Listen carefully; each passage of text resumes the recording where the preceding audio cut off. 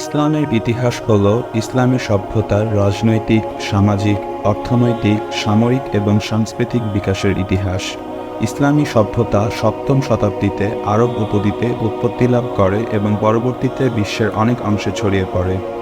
অধিকাংশ ইতিহাসবিদ বিশ্বাস করেন যে ইসলামের উৎপত্তি মক্কা ও মদিনার সপ্তম শতাব্দীর শুরুতে মুহাম্মদ সাল্লাল্লাহু আলাইহি ওয়াসাল্লামের মাধ্যমে। মুহাম্মদ সাল্লাল্লাহু আলাইহি ওয়াসাল্লাম হলেন ইসলামের নবী। তিনি মক্কায় জন্মগ্রহণ করেন এবং 610 খ্রিস্টাব্দে তিনি আল্লাহর কাছ থেকে প্রথম অভিলাভ করেন।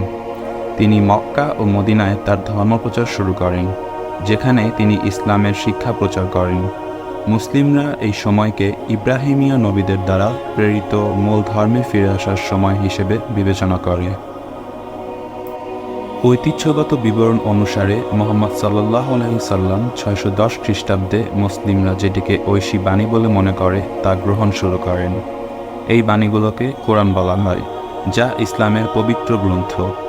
কোরআন এক আল্লাহর প্রতি আত্মসমর্পণ, মহাবিচারের জন্য প্রস্তুতি এবং দরিদ্র ও অভাবীদের জন্য দানের আহ্বান জানায়। মুহাম্মদ সাল্লাল্লাহু আলাইহি ওয়াসাল্লামের বাণী যখন অনুসারীদের আকর্ষণ করতে শুরু করে, তখন তিনি মক্কার অভিজাতদের কাছ থেকে ক্রমবর্ধমান শত্রুতা এবং নির্যাতনের সম্মুখীন হন।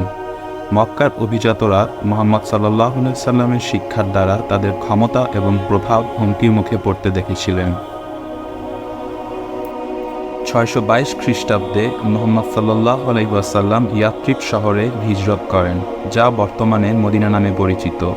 ইয়াথরিব ছিল একটি আরব শহর যা মুহাম্মদ সাল্লাল্লাহু আলাইহি ওয়াসাল্লামের শিক্ষার প্রতি ইতিবাচক ছিল।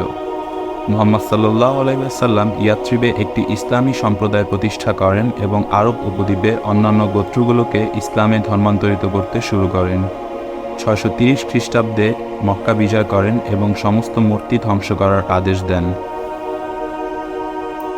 এই পদক্ষেপটি আরব উপদ্বীপে ইসলামের আধিপত্য প্রতিষ্ঠার ক্ষেত্রে একটি গুরুত্বপূর্ণ মাইলফলক ছিল। মুহাম্মদ সাল্লাল্লাহু আলাইহি ওয়াসাল্লাম মৃত্যুবরণ করার সময় আরব উপদ্বীপের প্রায় সমস্ত গোত্রই ইসলামে ধর্মান্তরিত হয়েছিল। মুসলিম সম্প্রদায়ের নেতা হিসেবে তার উত্তরসূরি কে হবেন তা নিয়ে মতবিরোধ দেখা দেয়। এই মতবিরোধ রাশিদন খিলাফতের দিকে পরিচালিত করে, যা ইসলামের প্রথম 4 জন খলিফার শাসনকাল।